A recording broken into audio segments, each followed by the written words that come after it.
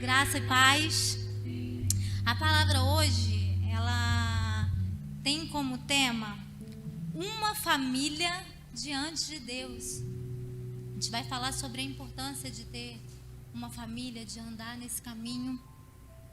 Um caminho que é estreito, mas é um caminho que conduz à vida e vida eterna, vida abundante, vida que o Senhor preparou para nós. Amém? E a palavra de hoje, ela está no livro de Josué, capítulo 24.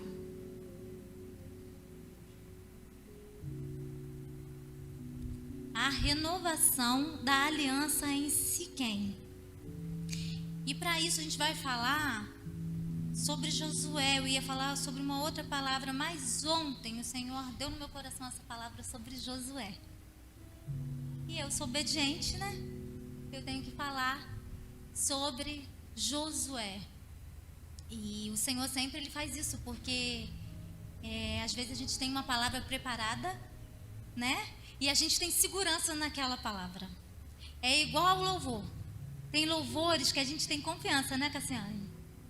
Tem louvor que a gente sabe que eu vou cantar esse que dá certo, né? Então quando a gente chega aqui e de repente a gente não conseguir ensaiar o que a gente tinha preparado, que sai da zona do nosso conforto, o que a gente faz? Vamos cantar aquele que eu já sei que vai dar certo, porque eu confio que meu timbre de voz consegue, né? Não é assim que a gente faz com tudo? E eu ia trazer uma palavra confortável, uma palavra que eu já havia pregado. E aí o Senhor me trouxe essa palavra sobre Josué, que é isso que ele faz com a gente o tempo todo. Ele nos tira da zona de conforto. Ele fala: você vai fazer o que eu quero que você faça. Você vai falar o que eu quero que você fale, né? Amém? E Josué, ele teve uma vida muito notável, repleta de emoção, repleta de diversidade, de sucesso e de honra. Então, o cristão, ele sempre vai viver uma vida assim, né? De emoção, de diversidade, porque nada é fácil o tempo todo. A gente passa por dias difíceis, sim. E o Senhor nos fortalece como Ele prometeu a Josué, quando Ele o levantou. Amém? E aí a gente viu aqui que ele teve uma juventude, durante a juventude, uma realidade amarga. Por quê? Porque ele viveu aquela escravidão no Egito, né? Ele passou por momentos de dores, ele estava com aquele povo naquele momento, mas ele também viu milagres acontecer. Ele viu aquelas pragas sobrenaturais.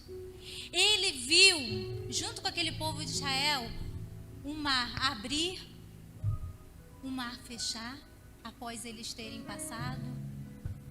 Eles viram vários milagres. Eles viram de um lugar que saía água amarga, saía água doce. Eles viram cair do céu maná. Eles viram muitas e muitas coisas naquele tempo. Então ele presenciou de uma escravidão, presenciou de adversidades, mas ele também viu os milagres do Senhor. Os olhos dele contemplou tudo que o Senhor havia de fazer, como ele faz nas nossas vidas, né? Porque quando nós olhamos para trás, nós podemos ver tudo que o Senhor fez até aqui sobre as nossas vidas e ainda continua fazendo. E na península de Sinai, ele comandou as tropas e teve vitória contra os amalequitas. E aí quando isso aconteceu, Josué, que se chamava Oséias, que quer dizer salvação, Moisés deu a ele, através do Senhor, o nome de Josué, que se chama o Senhor salva, o Senhor dá a vitória. Amém? E aí ele está à frente desse povo após o Pentateuco, Gênesis, Êxodo, Levítico, Números e Deuteronômios, vem o livro de Josué.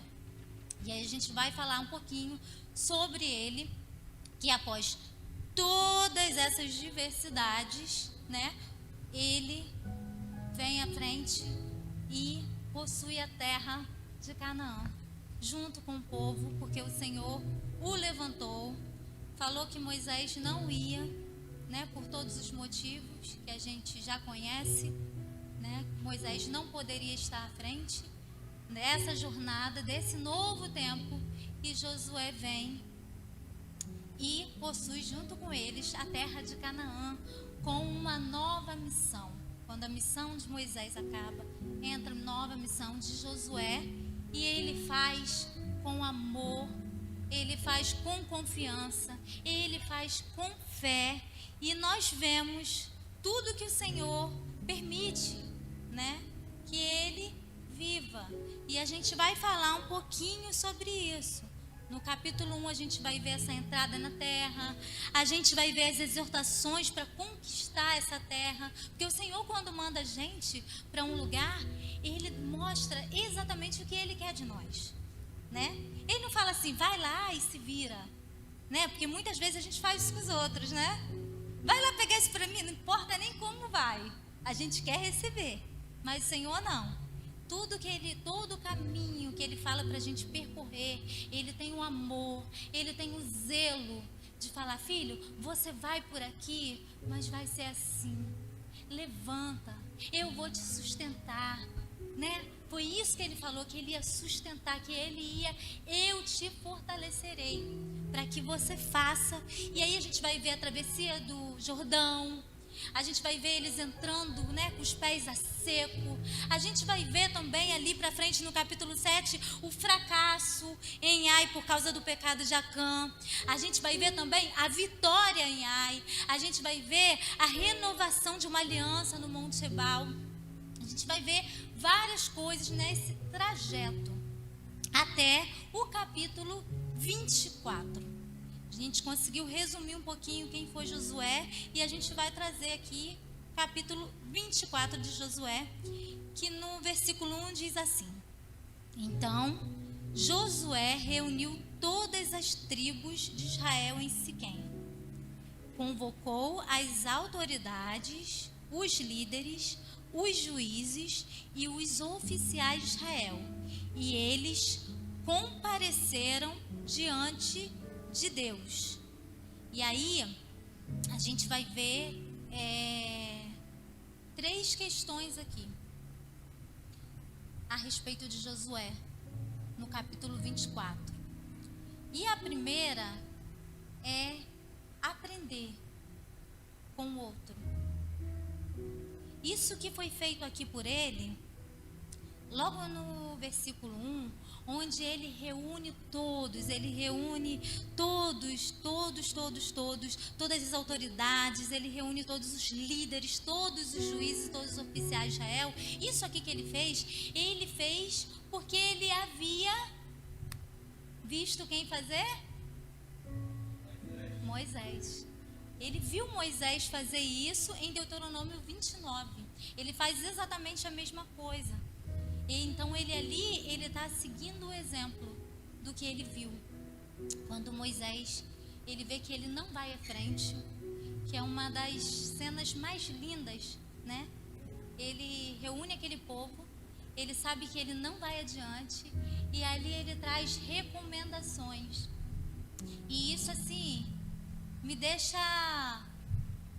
deixou com o coração explodindo assim, sabe? Porque muitas vezes, quando a gente faz parte de um ministério e a gente deseja que esse ministério, se a gente está no ministério e a gente é líder do ministério, o nosso coração deseja que esse ministério cresça, frutifique, né?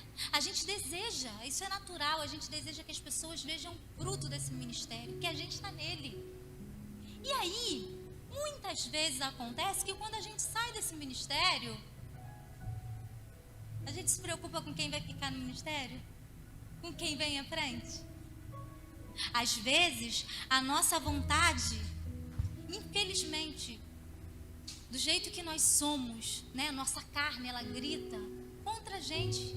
A gente o tempo inteiro é carne militando, carne contra o espírito, carne contra... A gente olha e fala assim, ai, tomara que não dê certo. Porque na minha mão estava dando certo. E a gente não deseja, às vezes, que o irmão frutifique. A gente não deseja que o irmão cresça. Muitas vezes acontece isso.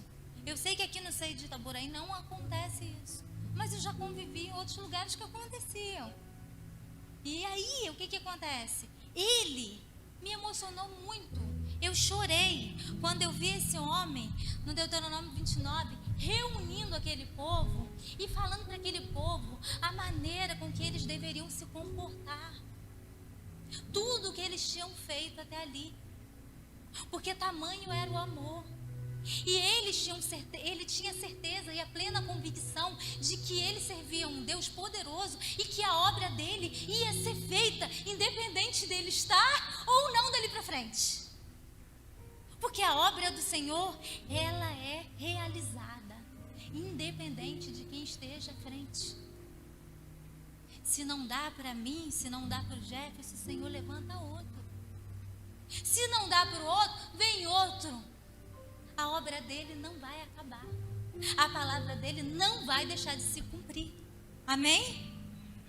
Então, por ter visto isso, a primeira coisa foi o exemplo. Um exemplo de liderança.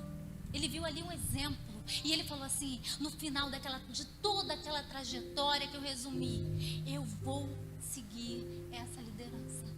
Eu vou fazer mais uma vez a mesma coisa. Por quê? Porque esse povo voltou a errar. Voltou a adorar outros deuses.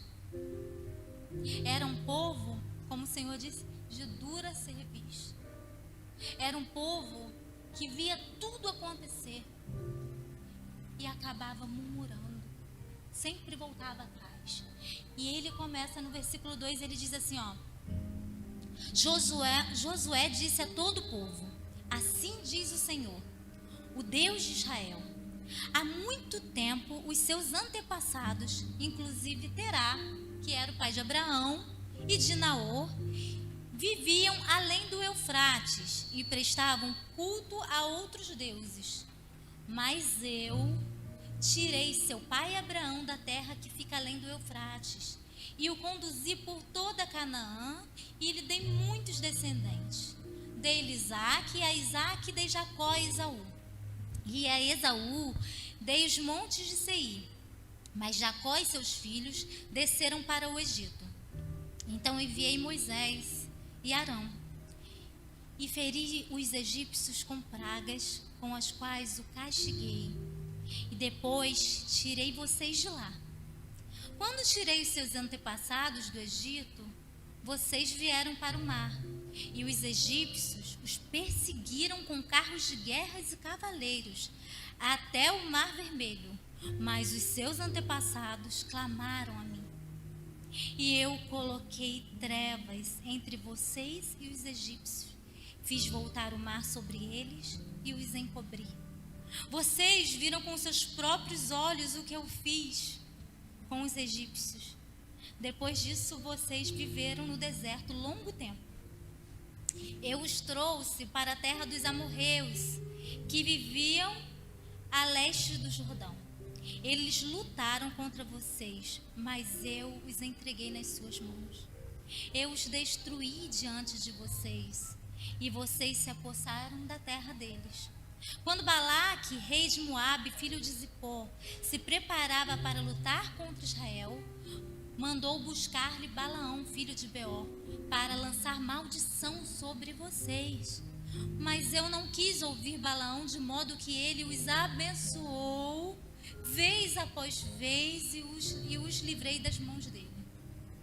Depois, vocês atravessaram o Jordão e chegaram a Jericó. Os chefes de Jericó lutaram contra vocês, assim como os amorreus, os ferezeus, os cananeus, os hititas, os gigaseus, os heveus e os jebuseus. Mas eu os entreguei nas mãos de vocês. Eu lhes causei pânico para expulsá-lo diante de vocês, como fiz aos 2 reis amorreus. Não foram a espada e o arco que lhe deram a vitória. Foi assim que lhe dei uma terra que vocês não cultivaram, e cidade que vocês não construíram, e nelas vocês moram. Nelas vocês comem de vinhas e olivais que não plantaram. Isso, gente, foi um gesto de amor, um gesto de compaixão e principalmente de perseverança e paciência. Ele veio vindo desde aquela época de Moisés.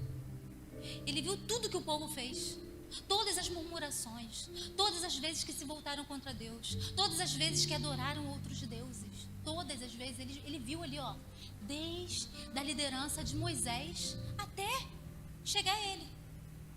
E aqui ele já estava no final, igualzinho a Moisés, em Deuteronômio 29. E ele reúne para quê?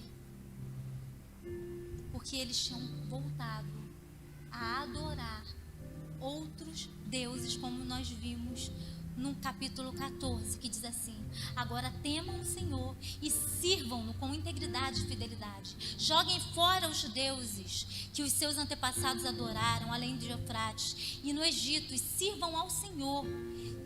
Sirvam ao Senhor. Ele vem dar mais uma oportunidade. Quantas vezes a gente desiste das pessoas? Quantas vezes a gente olha para algumas pessoas e diz assim: gente, não tem mais jeito não. Cara, porque esse povo aqui, e principalmente por estarmos no meio da família, nossa família, muitas vezes a gente olha para algum sobrinho, para algum primo. Eu mesma já olhei e já falei: mamãe, não tem jeito não, mãe. A gente perde a esperança. E aqui ele traz a memória, assim como em Lamentações, capítulo 3, versículo 21 e 24. Ele traz a memória, o que dá esperança. A gente nunca pode se esquecer de onde o Senhor nos arrancou. Eu tento sempre me lembrar. Nos dias em que eu me sinto fraca e olho para trás e falo assim: mas eu queria tanto isso, não consigo, e eu queria isso, eu não consigo, e eu tento por aqui, eu não consigo, e eu vou por lá e não dá certo. Quando eu começo com isso, gente, eu falo assim: gente, olha a minha família restaurada, olha a minha casa, olha o meu marido aqui do meu lado, e eu estou reclamando. E aí a gente tem que sempre fazer o que ele fez aqui, trazer à memória o que dá esperança, lembrar da onde o Senhor nos tirou, da terra que Ele foi lá e nos resgatou, de tudo que Ele fez, de tudo que Ele tem feito nesse caminho de vida e vida abundante, onde a gente passa por diversidade, passa por luta. Tem horas que dá vontade de desistir, tem hora que parece que a gente vai submergir, tem hora que parece que a gente vai sufocar. Até mesmo na igreja, até mesmo em meio aos nossos irmãos. Tem irmão que a gente olha e fala: meu Deus, mas não acredito que está fazendo isso de novo. Puxa, eu já falei 1000 vezes. E eu tenho que sentar aqui de novo, e eu tenho que olhar nos olhos, eu tenho que falar: mas olha, meu irmão, é isso. Será que isso só aconteceu comigo? Quantas vezes a gente senta com uma pessoa e a gente fala tudo que o Senhor fez? Olha, é isso. É isso que Ele deixou para você. É isso que Ele preparou para você. É isso que Ele estabeleceu sobre a sua casa. É isso que Ele estabeleceu sobre a sua família. É isso que Ele estabeleceu sobre os seus. É dessa maneira que você deve andar. É dessa maneira que nós devemos nos empenhar para continuarmos firmes nesse caminho. E aí nós olhamos para a pessoa, amém, glória a Deus, e passa um tempo, e o que acontece?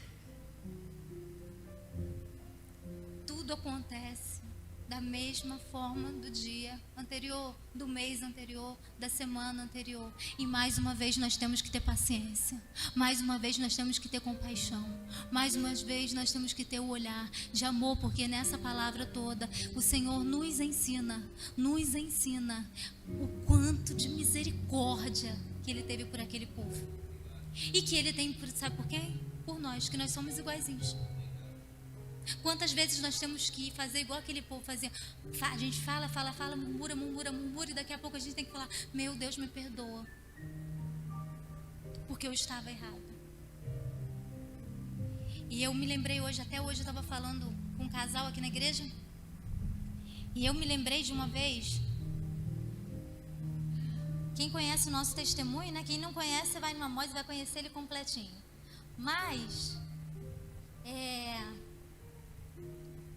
eu e o Jefferson, nós tínhamos uma condição financeira muito boa. E por muitas vezes eu falei para ele assim: olha, eu só queria estar numa casinha, mas uma casinha lá no final de tudo, porque eu queria só eu e ele, e mais ninguém daquele povo, daquela vida que a gente vivia, que era tão terrível para mim. Eu não queria nenhum centavo daquele dinheiro que a gente tinha, que me levava a restaurantes bons, a viagens aos olhos de muitas pessoas bacanas, mas que eu estava ali e eu me sentia infeliz. E o Senhor, Ele me resgata. O Senhor, Ele cura a nossa vida. O Senhor, Ele nos restaura. E é um belo dia, num dia de dificuldade, já firme ali nos caminhos. Cara, a gente estava sem dinheiro.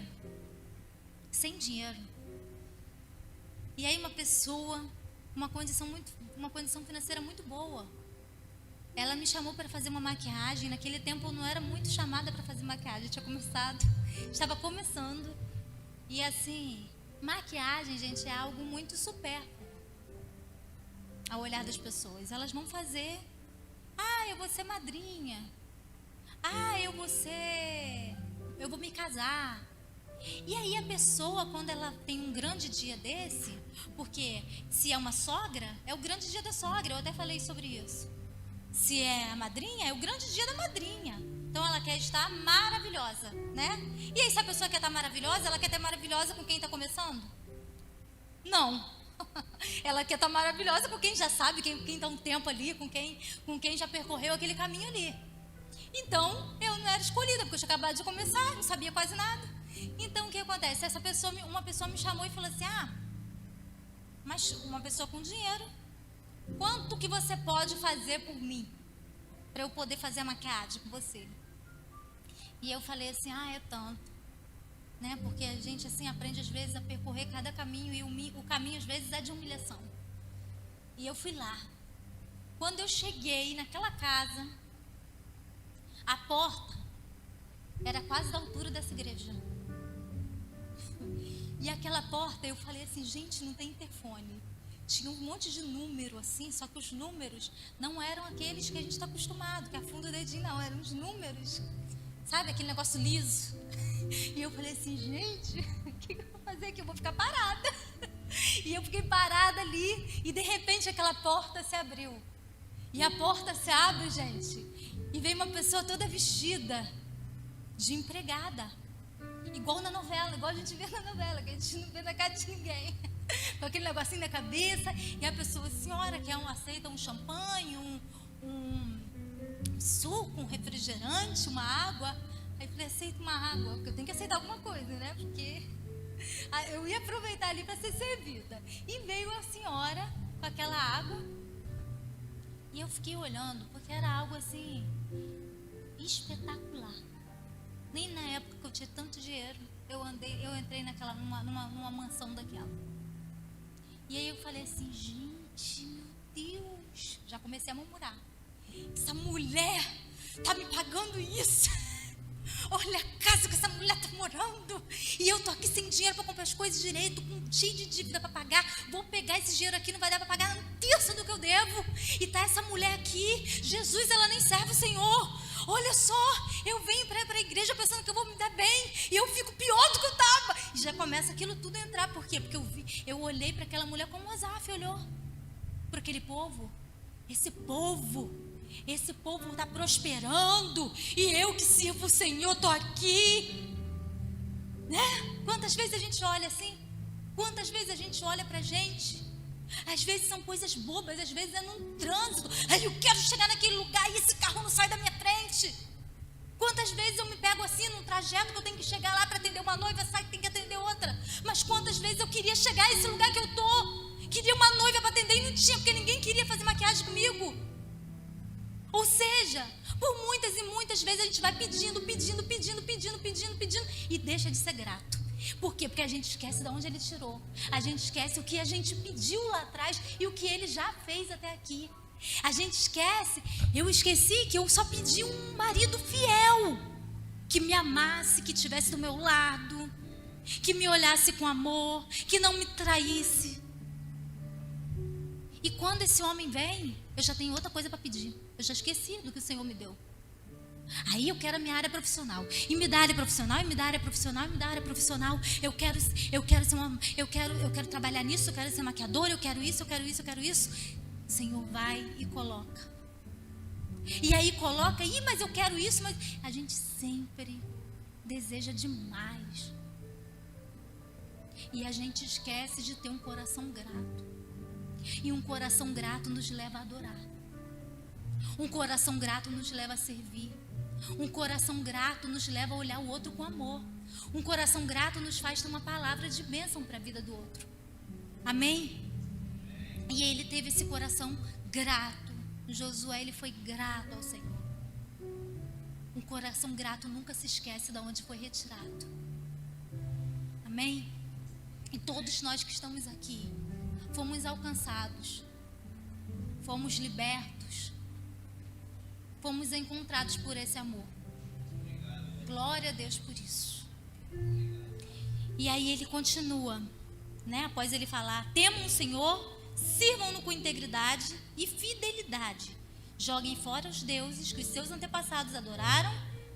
E aí no versículo 15 ele diz: se porém não lhes agrada servir ao Senhor, escolham hoje a quem irão servir. Se aos deuses que seus antepassados serviram ali do Eufrates, ou aos deuses dos amorreus, em cuja terra vocês estão vivendo. Ele fala: vocês podem escolher, né? Daqui para frente vocês vão escolher aí. Não tem problema não. A decisão é de vocês. Vocês querem continuar servindo os deuses dos amorreus? Vocês querem continuar servindo esses deuses dessa terra que vocês estão vivendo hoje? Vocês podem viver. Só que à frente ele diz assim: mas eu e a minha família serviremos. Uma família diante do Senhor.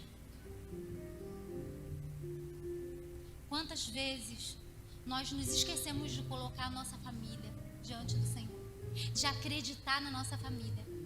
E ali ele colocou, né, essa família.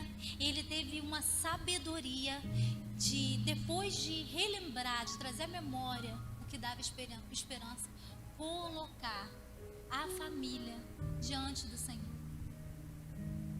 E não há família mais feliz do que aquela que serve o Senhor. A palavra de Deus comprova isso no texto que eu sempre falo, que está em Salmo 121. Bem-aventurados, né, que quer dizer felizes, os que temem ao Senhor e andam no seu, do fruto do seu trabalho comerá, feliz será e tudo irá bem. Sua esposa será como videira frutífera no interior da sua casa, seus filhos como rebentos de oliveira ao redor da tua mesa. Eis que quão bem-aventurados, felizes, alegres são aqueles que temem ao Senhor e andam nesse caminho, um caminho de vida, um caminho onde nós somos consolados, onde nós somos abraçados, onde nós, mesmo em meio a todas as tempestades que vêm, a gente convida Ele: entra aqui, Senhor, no barco. Ou então permaneça no barco comigo. E Ele, em misericórdia, em amor, Ele faz. Em meio ao nosso clamor, quando nós erramos, né? Porque muitas vezes a gente não consegue. A gente não consegue agir da forma que a gente deveria agir, né? Muitas vezes eu não consegui. Muitas vezes eu não me calei. Muitas vezes eu não consegui me engolir. E isso é muito difícil para a mulher, né, gente? A gente fica quieta, né? Muitas vezes a gente tem vontade de falar, de colocar para fora, São poucas as vezes que a gente consegue respirar fundo e deixar o Senhor conduzir as coisas, né? É muito difícil, é muito difícil. E ali, então, em terceiro lugar, ele coloca a família. E como eu disse, não há família mais feliz do que uma família que está estabelecida no Senhor. E em resposta a isso, em resposta ao que eu chamo vocês, porque ele falou ali de um posicionamento. Às vezes em meio ao nosso trabalho, às vezes em meio, de repente no meio de alguns amigos, às vezes a gente ouve coisas e a gente não consegue colocar o Senhor como o Deus da nossa vida, para que as pessoas vejam, para que as pessoas percebam, não, esse é o meu Deus, não, isso eu não posso fazer, de repente no nosso trabalho, porque eu sirvo o Senhor. Não, vai lá embaixo, já passei por isso, precisando de um emprego, vai lá embaixo e fala que eu não estou aqui. Mas como é? Como que você não está? Você está. Eu não posso mentir. Quantas vezes nós nos calamos, nós ficamos quietos? Essa semana mesmo eu estava contando para as irmãs da liderança feminina que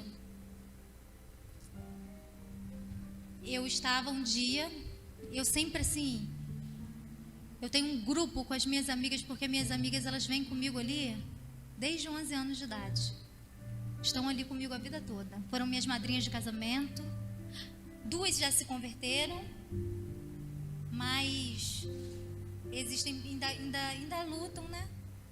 E o Senhor falou comigo fortemente, porque a gente tem um grupo, e nesse grupo sempre estão falando da vida de alguém ou contando alguma coisa sobre alguém. E aquilo começou a me incomodar e eu passei a perguntar: vocês não têm nada para falar de vocês? Como que vocês estão? Quando elas falavam alguma coisa, falavam: como que vocês estão? Como que está fulano? Como que está ciclano? Para poder mudar do assunto. E o Senhor lhe falou claramente: não, você não vai só perguntar, tentar desviar o assunto porque você não quer falar. Você não vai falar mais. E você vai falar para elas que você não vai estar ali se elas continuarem falando. Gente, que coisa difícil. E passava o tempo, o Senhor me cobrava aquilo. E passava o tempo, o Senhor me cobrava aquilo. Esse posicionamento. O Senhor muitas vezes exige um posicionamento da gente. Eu não sei em qual área você precisa desse posicionamento, mas você sabe qual é a área, né? A minha foi essa, nesse momento, porque ele já me exigiu vários posicionamentos. E esse posicionamento foi muito difícil, porque eu tinha que chegar diante delas e falar: olha, eu não posso mais falar da vida de ninguém, fiz um propósito aqui que eu não quero mais saber, eu não posso falar, eu não posso comentar. E uma delas falou assim: Marisa, mas como que você faz um propósito que me inclui? Porque eu falo com você e agora eu não posso mais falar. E eu falei: não, você não pode, porque o Senhor me cobrou isso. E que tempo difícil, porque se posicionar é difícil. E ele chegou ali diante daquele povo, diante daqueles juízes, diante daquele povo, daquela liderança, diante de oficiais. E ele falou assim: eu não sei quanto a vocês, mas é isso. O Senhor fez isso. E ajudou vocês, e apoiou vocês, e tirou vocês daquela terra. Eu não sei contra vocês. Se não agrada a vocês servir o Senhor, eu vou servir. Eu e a minha casa. Ele profetizou vida sobre a vida da casa dele, sobre a vida da família dele. E ele se posicionou ali. E ao se posicionar, o Senhor sempre dá a vitória pra gente. Amém? E aí ali no versículo 16 diz assim: então o povo respondeu: longe de nós abandonar o Senhor para servir outros deuses. Foi o próprio Senhor, o nosso Deus, que nos tirou a nós e a nossos pais do Egito, daquela terra de escravidão, e realizou aquelas grandes maravilhas diante dos nossos olhos. Ele nos protegeu no caminho e entre as nações pelas quais passamos. Além disso, o Senhor expulsou de diante de nós todas as nações, inclusive os amorreus que viviam nesta terra. Nós também serviremos ao Senhor, porque Ele é o nosso Deus. Aleluia. Glória a Deus. Porque naquele momento de posicionamento, que é o que muitas vezes falta na gente como família, se posicionar, profetizar, lembrar para os nossos filhos, lembrar para o nosso marido, para a nossa esposa, tudo que o Senhor fez. Porque todos nós estamos sujeitos a um momento de fraqueza. Existiam momentos que Jefferson falou para mim: amor, olha isso aqui que o Senhor já fez. Existiam momentos que eu falei: Jefferson, olha isso aqui que o Senhor fez, e descansa, porque Ele vai dar a vitória. Se a gente está precisando passar por esse momento agora, é porque Ele já sabe, Ele já permitiu, e Ele vai ter um escape, Ele vai ter um caminho para isso. E para isso a gente precisa sempre estar posicionado nessa verdade. Amém, glória a Deus.